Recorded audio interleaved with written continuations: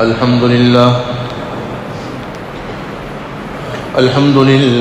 وحده والصلاة والسلام على من لا نبي بعده. أعوذ بالله من الشيطان الرجيم. بسم الله الرحمن الرحيم.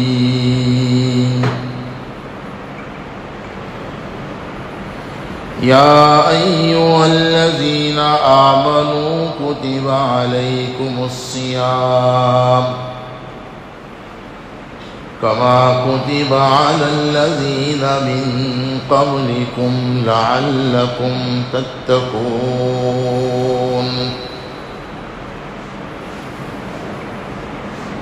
صدق الله مولانا العظيم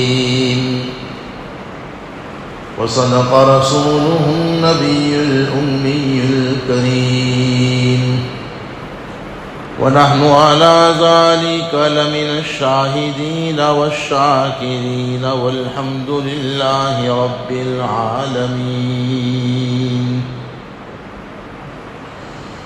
اللہ تبارک و تعالی نے ہمیں اپنے فضل سے پھر یہ ایک موقع عنایت فرمایا کہ انشاءاللہ العزیز ہم بہت جلد غالباً آج ہی یا پھر آئندہ کل رات میں رمضان المبارک میں داخل ہونے والے ہیں. رمضان المبارک کے آنے سے پہلے اکثر مسلمان اس کی کچھ تیاری ضرور کرتے ہیں اور کرنی بھی چاہیے. یہ رمضان کی تیاری دو طرح کی ہوتی ہے. ایک تو ہے ظاہری تیاری، دوسری ہے حقیقی اور اس کو ایمانی تیاری بھی کہتے ہیں. اس کی طرف عموماً توجہ کم ہوتی ہے. ظاہری تیاری میں سمجھتا ہوں ہم میں سے ہر ایک نے وہ تیاری ضرور کی ہوگی کہ رمضان المبارک میں روزہ اور افطار اور سحری اور تراویح وغیرہ کے لیے جن جن چیزوں کی ضرورت ہو سکتی ہے ان تمام چیزوں کا اہتمام اور انتظام کیا جاتا ہے. بعض لوگ ایسے بھی ہیں جن کو اللہ نے مال و دولت سے نوازا ہے، تو وہ یا تو للہ سے یا پھر اپنے اموال کی زکوٰۃ سے نیک نیتی کے ساتھ کیٹ بنا بنا کر کے تقسیم کرتے ہیں. اب جن لوگوں کی نیت یہ ہے کہ جیسے ہم نے رمضان کی ظاہری اعتبار سے تیاری کی ہوئی ہے، تیاری میں جو بھی کھانے وانے کی جو چیزیں ہیں، شربت ہے، کشتر ہے، پھلا پھلا پھلا،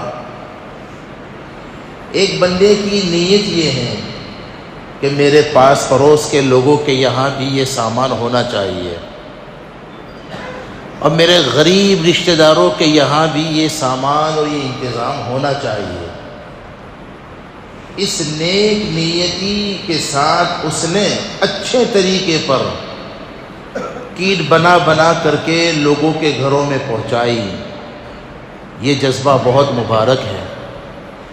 مجھے ہمارے قاری صاحب نے جب یہ مسئلہ پوچھا تھا تو مجھے اس وقت یہ پتہ نہیں تھا، لیکن پھر بعد میں دوستوں نے بتلایا کہ کسی مفتی صاحب نے کیٹ بنانے کے 10 نقصانات ایسا مسئلہ یا فتویٰ یا بیان جاری کیا. ابھی بھی میں صبح میں جب ورکشاپ کھولا میں نے تو ایک صاحب نے برہان پور سے، ہمارے ملنے جلنے والوں ہی میں سے ہیں، علماء برادری بہت بڑی ہے اور اللہ رب العزت کی توفیق سے مجھے یہاں وہاں جانے کا موقع ملتا ہے. تو بہرحال انہوں نے ایک عجیب و غریب مسئلہ جو ورکشاپ پر جاری کیا وہ یہ ہے کہ رمضان المبارک میں یہ جو تراویح لائٹ بند کر کے پڑھی جاتی ہے یہ اس کو چھوڑنا چاہیے، یہ قابل ترک عمل ہے اور ایسا ہے ویسا ہے. جس کے مرضی میں جو آتا ہے وہ لکھ دیتا ہے. یا تو آپ اچھی طرح تحقیق کیجئے اور اس کے ہر پہلو کو لکھیے، ورنہ اس سے ہوتا یہ ہے بیچاری بھولی بھالی سیدھی سادھی عوام انتشار کا شکار ہو جاتی ہے۔ خیر یہ بات آپ کو کہنے کی نہیں ہے، آپ سے زیادہ ان لوگوں کو کہنے کی ہے جو اس قسم کے کام کرتے ہیں۔ ممکن ہے کہ شاید ہماری یہ بات ان تک پہنچے، اللہ کرے پہنچے۔ تو میں نے اس پر یہ عرض کیا کہ تیاری کے تعلق سے بعض لوگ بڑے ایک نیک جذبے سے کیٹ بنا بنا کر کے تقسیم کرتے ہیں۔ اگر ان کا جذبہ بھی اچھا ہے، مال بھی حلال کا ہے اور طریقہ خدمت بھی مناسب ہے، یہ طریقہ خدمت مناسب ہے کا مطلب میرے نزدیک یہ ہے، بعض لوگ شو بازیاں زیادہ کرتے ہیں، یقیناً وہ طریقہ غلط ہے۔ 1000 روپے کی کیٹ دے رہے، 10 مرتبہ فوٹو کھنچوا رہے، غلط ہے۔ جو لوگ آپ سے کام کروانا چاہتے ہیں بیرون کے، آپ کے بھائی ہیں، رشتہ دار ہیں، جو ہیں، ان سے آپ صاف صاف کہہ دیجئے بھائی میں آپ کے طرف سے امانتاً ضرورت مندوں میں تقسیم کر دوں گا، فوٹو ووٹو آپ کو نہیں بھیجوں گا، آپ کو مجھ پر اطمینان ہے، مجھے آپ یہ کام سپرد کریں۔ اس سے بچنا چاہیے، کوئی خاص شدید مجبوری کے بغیر یہ چیزیں بہتر اور مناسب ہرگز نہیں، یہ شو بازی سے بچنا چاہیے۔ نمبر 2 کی تقسیم کرنے میں اگر ہم نے عزت نفس کا لحاظ رکھا، یعنی ضرورت مندوں کو اس انداز میں کٹ جا کر کے تقسیم کی، خاموشی سے آپ نے جا کر کے ان کے گھر کے دروازے تک پہنچا دی، گھر کے دروازے پر جا کر بیل بجایا اور چپ چاپ رکھ کر چلے گئے، انہوں نے جب کھول کے دیکھا تو آپ تو نظر نہیں آئے، آپ کی کیٹ نظر آئی۔ بعض روایتوں سے پتہ چلتا ہے کہ حضرات صحابہ اور صلحاء اور محسنین و مخلصین کا یہی طریقہ تھا۔ اس طریقے کو جاری کرنے کی ضرورت آج زیادہ ہے۔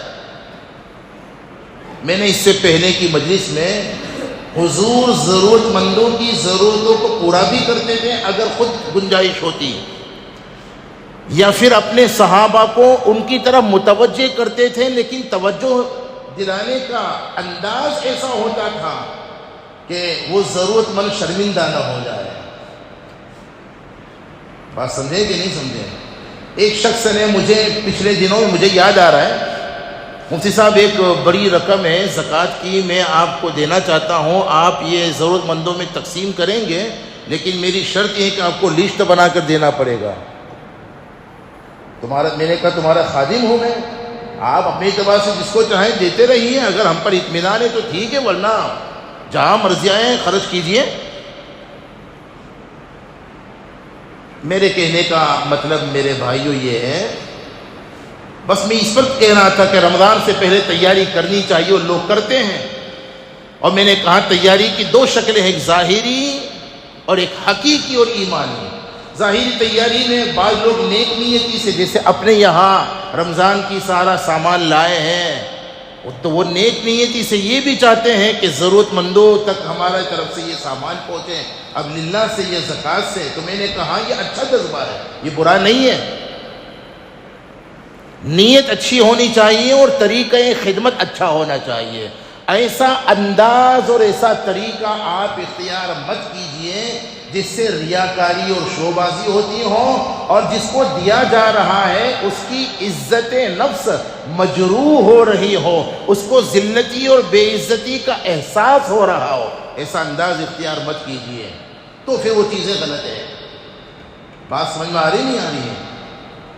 بہرحال تو یہ تو ہے ظاہری تیاری ہے، لیکن ایک دوسری جو تیاری ہے حقیقی اور ایمانی اور روحانی، اس کا اہتمام عموماً لوگ کم کرتے ہیں، اور آج میں وہی باتیں بتلانا چاہتا ہوں۔ رمضان کی حقیقی تیاری، ایمانی اور روحانی تیاری یہ ہے کہ سب سے پہلے میں نے اللہ کے فضل سے بھی پچھلے دنوں جہاں جہاں اللہ نے موقع دیا، یہ ضرور میں نے دہرائی اس بات کو کہ رمضان کی حقیقی تیاری یہ ہے کہ رمضان سے پہلے توبہ کیجیے۔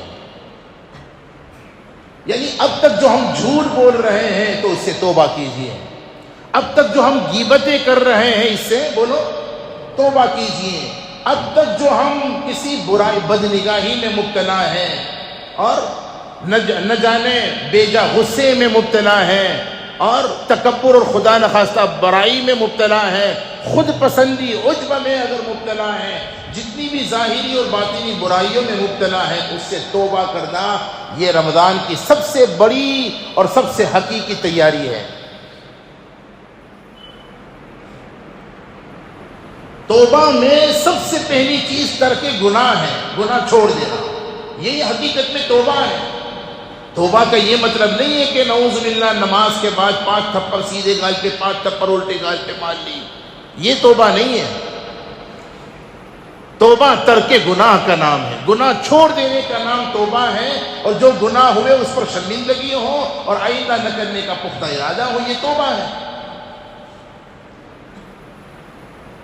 یاد رکھو میرے بھائیو، بے شک رمضان عبادت کا موسم ہے. اس میں زیادہ سے زیادہ عبادت کرنی چاہیے.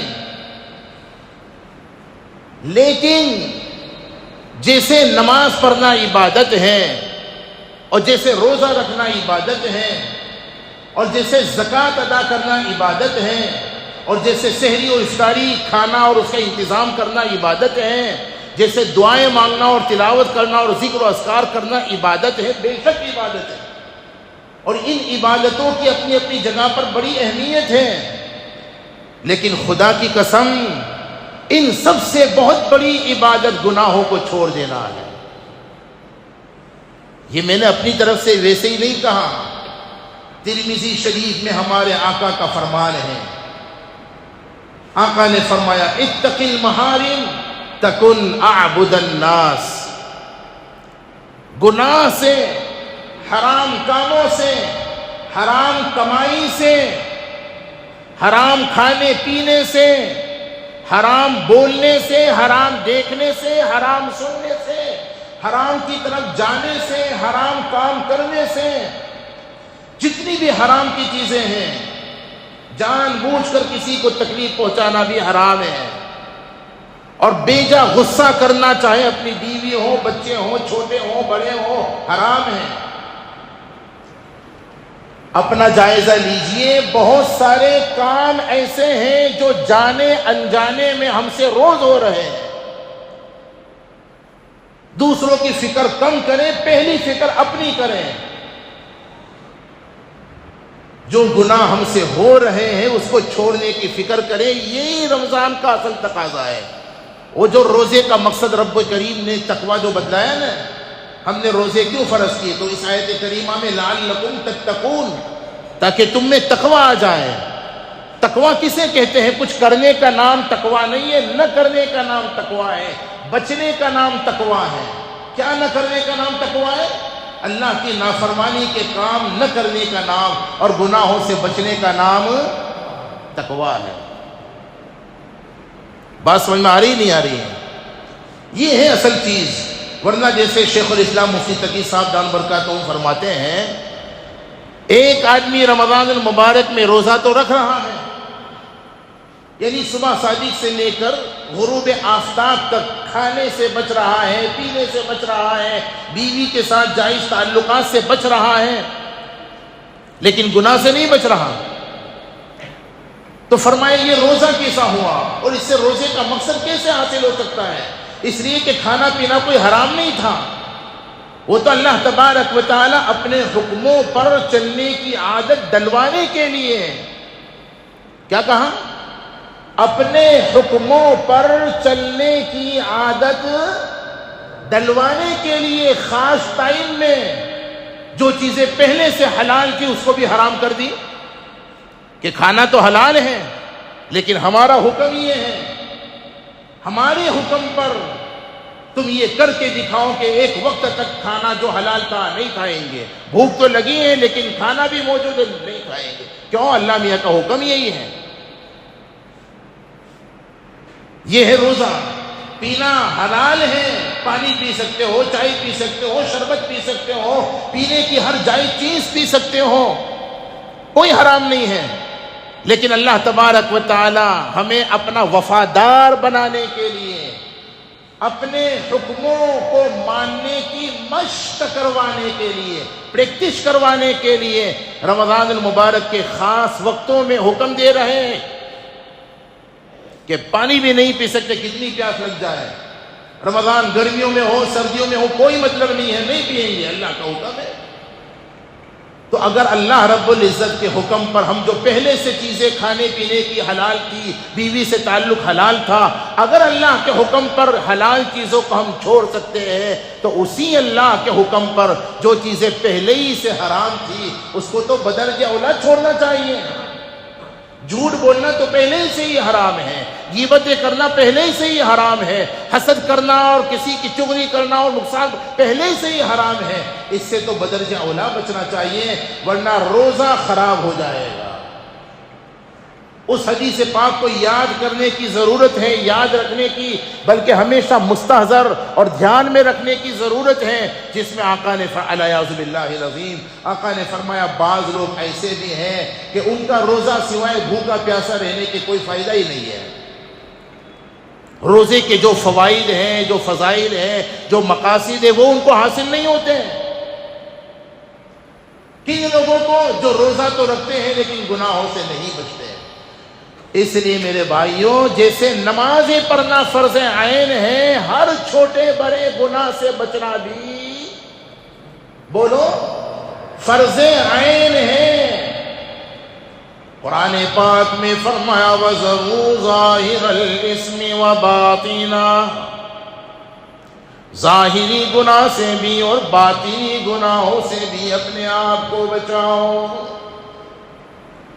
اور رب کریم نے کریمانہ جو آفر قرآن کریم میں دیا ہے نا، میں اکثر کہا کرتا ہوں، کیا اسکیم پیش کی ہے، کم سے کم ہر گناہ سے نہیں بچ سکتے نا، تو اس رمضان میں، اور جیسے رمضان گزاروں گے ویسے سال گزرے گا، تو کم سے کم اتنا ہی کر لیجئے کہ کم سے کم ہم بڑے گناہ سے تو ضرور بچ جائیں گے۔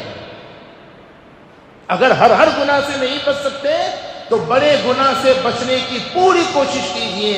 اللہ تبارک و تعالی قرآن کریم میں یہ اسکیم پیش کر رہے ہیں، اور گویا یہ وعدہ کریمانہ وعدہ کر رہے ہیں، اگر بڑے بڑے گناہ سے تم بچ گئے نا، تمہارے چھوٹے گناہوں کو تو یوں ہی معاف کر دوں گا۔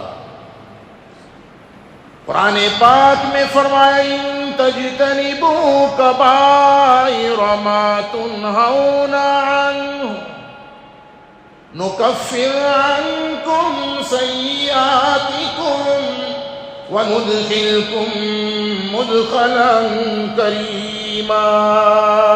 اس آیت کریمہ میں وہی باتیں جو میں نے عرض کی ہیں، سارا خلاصہ میرے اس مضمون کا اور اس بیان کا یہ ہے میرے بھائیوں، رمضان کی ظاہری تیاری جیسے کرنی چاہیے اور سب کر چکے ہیں تقریباً، حقیقی ایمانی اور روحانی تیاری اس سے زیادہ ضروری ہے، اور وہ تیاری میں سب سے بنیادی چیز توبہ ہے۔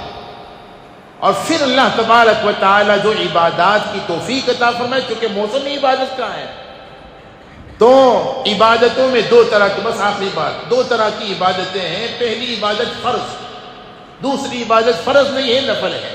فرض کے علاوہ جتنی عبادتیں سب نفل میں شمار کر سکتے ہیں۔ تو ارادہ کیجئے توبہ کرنے کے ساتھ ساتھ کہ رمضان المبارک میں جتنی فرض عبادتیں ہیں، جیسے نماز تو فرض ہے، روزہ فرض ہے، اور صاحب نصاب پر زکوٰۃ فرض ہے وغیرہ، ارادہ کیجئے کہ اس پورے مہینے میں فرض عبادت تو ہرگز کسی قیمت پر نہیں چھوڑیں گے، الا یہ کہ واقعتاً آدمی روزہ رکھنے سے شرعی اعتبار سے مجبور ہو جائے، وہ فیصلہ آپ اپنی طرف سے مت کیجئے، ماہر اور معتبر علماء سے پوچھ کر کے آپ فیصلہ کر سکتے ہیں روزہ میں رکھ سکتا ہوں نہیں رکھ سکتا وغیرہ، اور پھر بعد میں کیا حکم ہے۔ تو فرض عبادت کا اس طرح اہتمام کیجئے، کم سے کم رمضان کا مہینہ اس طرح گزار لیجئے، تو انشاءاللہ اس کا فائدہ بعد میں ہوگا۔ فرض عبادت اس طرح ادا کرے کہ ہر نماز کے وقت میں یہ کوشش ہو کہ اذان ہوتے ہی میں مسجد میں رہوں، اور ایک نماز بھی میری تکبیر اولا کے اہتمام کے بغیر نہیں ہوگی، کہو انشاءاللہ۔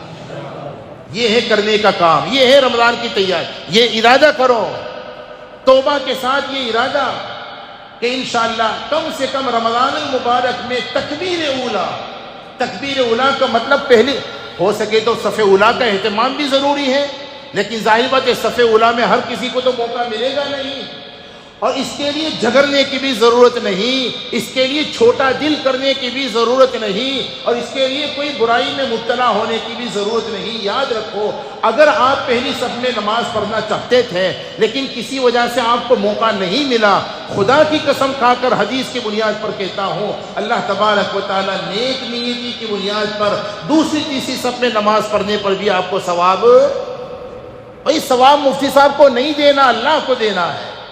بات سمجھے نہیں سمجھے؟ تو ایک تو ارادہ یہ کریں گناہ ہرگز نہیں کریں گے، اور دوسرا ارادہ یہ کریں کہ ہر نماز تکبیر اولا کے اہتمام کے ساتھ، اور ہو سکے تو صف اولا میں ادا کریں گے انشاءاللہ۔ پھر اس کے علاوہ نفلی عبادتوں میں جو اللہ توفیق دے دے، تلاوت ہے، دعا ہے، اور تہجد ہے، اور اوابین ہے، اور تراویح ہے، جس قدر اللہ توفیق دے دے اس کو غنیمت سمجھیں، اللہ تعالی حقائق سمجھا دے، عمل کی توفیق عطا فرما دے۔ آمین۔ وآخر دعوانا الحمد للہ۔